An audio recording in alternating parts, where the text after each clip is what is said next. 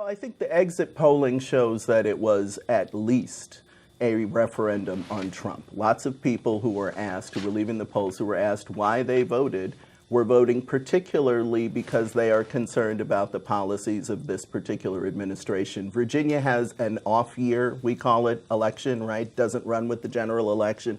So the idea that people came out in the numbers that they did, and it should be said, millennials and single women and people of color, particularly women of color, who carried the day.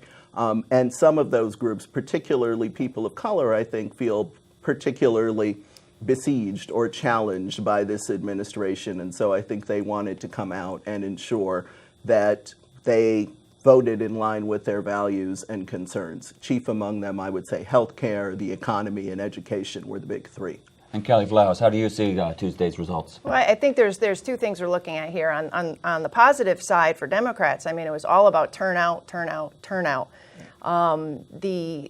The anti-Trump inspiration really worked among Democrats. They were able to turn their people out, and you see this in a wave of election of Democrats for the House of Delegates in Virginia, for example. I mean, I think the jury is out. I don't think all the numbers are in yet, but they might take the House back, which is incredible for Democrats.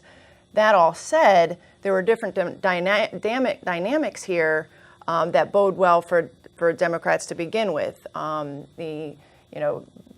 Chris Christie in New Jersey was very unpopular, so it was basically the Democrats' election or race to lose in that case. And in Virginia had been trending blue since Obama.